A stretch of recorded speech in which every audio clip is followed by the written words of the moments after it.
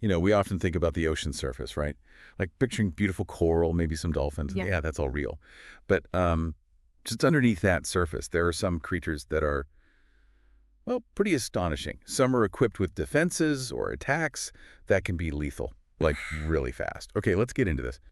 For this deep dive, we're looking into the fascinating, sometimes dangerous world of deadly fish. Exactly. We found this great article from 10 Most today. It really pulls back the curtain on some of the most dangerous fish out there. Yeah. Think of this as like your guide to understanding the potential risks, but also just the sheer ingenuity underwater. Ingenuity, yeah, that's a good way to put it. Our goal isn't really to scare anyone, Mm, but more to get into the specifics of these animals, like the how and the why behind their reputations. right. We want you to leave feeling, well, informed, definitely curious, and maybe with a bit more respect for all the biodiversity out there, even the slightly scarier parts of the ocean.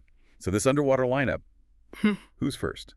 Well, the article kicks off with a fish that might seem almost funny at first glance. The blowfish. Ah, the blowfish. All right. Those like cartoonish fish that puff up into a spiky ball when they get spooked. It's such a weird defense. It is. But there's more to it than just puffing, isn't there? Oh, absolutely. The puffing up, that's just visual, right, to scare things off. Mm-hmm. But their real weapon is chemical. They have tetrodotoxin. It's a really potent neurotoxin. Tetrodotoxin, okay. And what's really interesting, they don't actually make it themselves. They get it from their diet, from certain bacteria they eat. No way. So it comes from what they eat. Yeah, it shows how connected everything is in the food web. The toxin ends up concentrated in their organs, like the intestines, ovaries, liver, even their skin. So it's not like they inject it. It's more like Yeah. like a biological landmine if something tries to eat it. Exactly. If a predator messes with them, or, and this is key, if humans prepare it improperly for food, that toxin gets released. Like fugu in Japan. That's why it's so risky. Precisely. It needs incredibly skilled chefs because even a tiny mistake means releasing the toxin.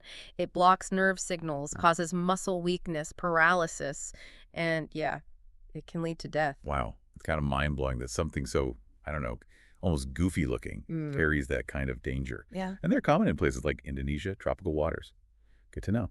Okay, let's switch gears to a real heavyweight. Yeah. The great white shark. Yes, the classic. The apex predator. Though, popular culture often makes them seem like just relentless eating machines. The article points out their hunting strategy is a bit more calculated. Yeah, it's surprisingly efficient, isn't it? Yeah. Not usually those drawn-out attacks you see in movies. Exactly right. For a great white, a typical attack is often just one single, incredibly powerful bite. Their bite force is immense. We're talking tons per square inch, probably evolved from hunting big marine mammals. Okay. So they hit hard, that one massive bite, and then they often just pull back. They let the prey bleed out from the massive damage. That's chillingly effective. Just one shot. The article mentions Neptune Island, off Australia, and Tiger Beach in the Bahamas as key spots. Yeah, places where your chances of encountering one might be higher. Still rare, but higher. Powerful creatures. Definitely. Okay, now for something maybe less famous but potentially even more deadly, the box jellyfish. Ah, the box jellyfish. Yeah, often called one of the most venomous marine animals in the world, and for good reason. What's really scary is just how fast the venom works. We're talking quick, right? Not something that takes hours. Oh, yeah. Minutes. Death can happen in just a few minutes. The venom is this complex mix. It hits the cardiovascular system, weakens the heart incredibly fast. Gee. And even if you survive, the pain is supposed to be just unbearable. Severe stings can leave permanent scars, too. It really makes you think, The biggest things aren't always the most dangerous. That's a great point. These things are almost see-through, like ghosts floating around, but they're like tiny, super fast assassins off Australia, Japan, Mexico, the article says. A real reminder that danger can look, well, delicate sometimes. Okay, let's move to something visually stunning, almost like art.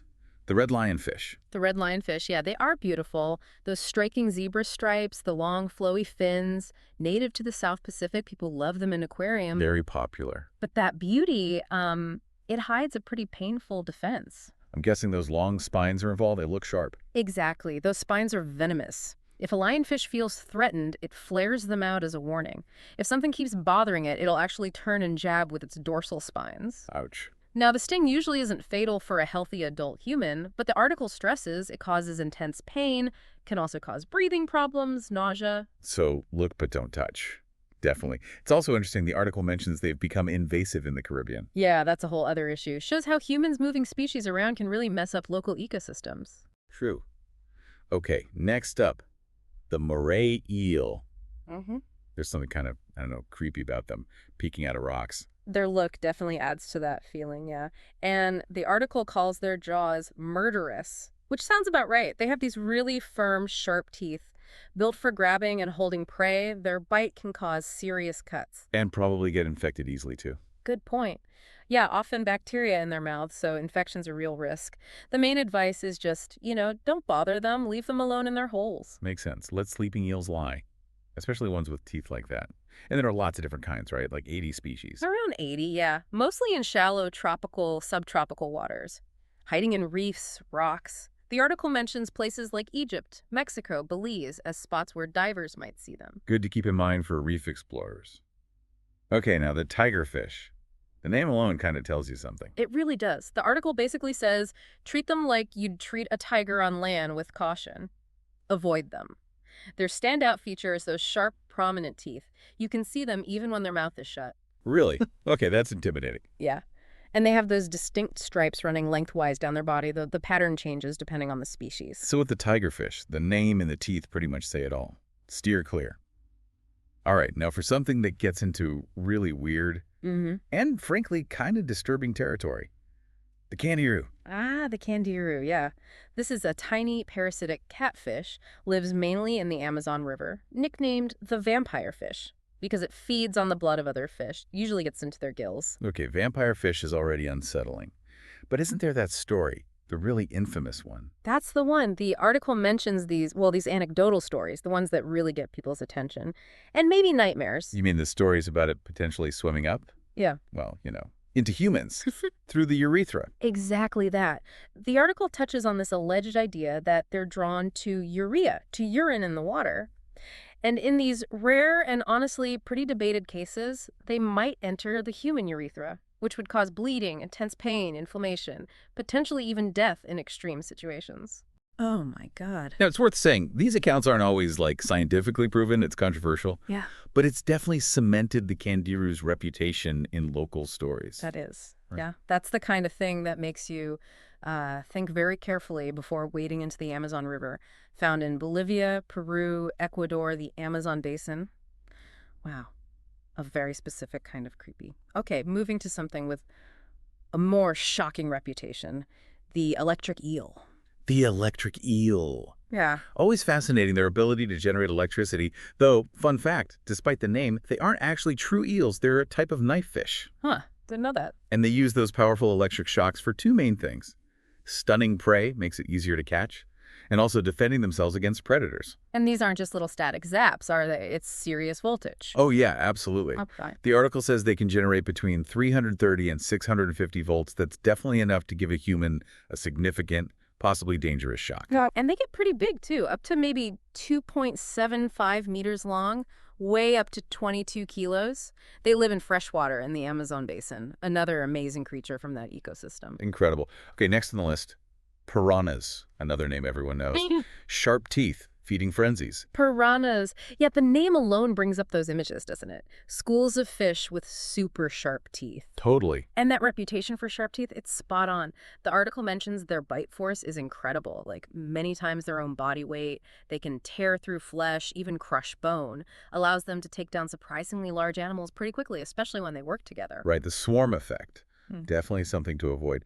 The article mentions Japan as a place to find them. That seems weird, for diving experiences. Apparently so. Controlled diving experiences. Talk about thrill-seeking. No kidding. Okay, finally we get to a creature that's all about stealth. Hidden danger. Yeah. The stonefish. The stonefish. Yeah, a true master of disguise. It blends in perfectly with rocks or sand on the bottom, shallow waters, Indo-Pacific. Their look, all modeled like a stone, makes them incredibly hard to spot. So the danger is just stepping on one by accident. Exactly. That's the main risk. If you put pressure on it, it injects a powerful venom, uses sharp spines on its back. And that venom isn't just a minor sting, right? No, not at all. It's known for causing excruciating pain, and it can actually be fatal if it's not treated quickly. That amazing camouflage makes them a really sneaky kind of threat in their home waters. Wow. Okay, so from the weirdly toxic blowfish to the invisible venomous stonefish. Yeah. This dive into the 10 Most Today article really shows the amazing range of defenses and attacks out there underwater. It really does. It's a good reminder, the ocean is beautiful, captivating, but it's also home to this incredible, sometimes lethal variety of creatures that have adapted in just amazing ways to survive. So next time you're near the ocean, maybe take a second, appreciate all that life under the surface, Yeah. and perhaps watch where you put your feet. Definitely. And maybe think about this. What kind of evolutionary pressures made these creatures develop such intense defenses or hunting methods? What does it tell us about that constant struggle for survival in the sea? And, what other amazing, maybe even dangerous adaptations might be out there in nature that we're only just starting to figure out?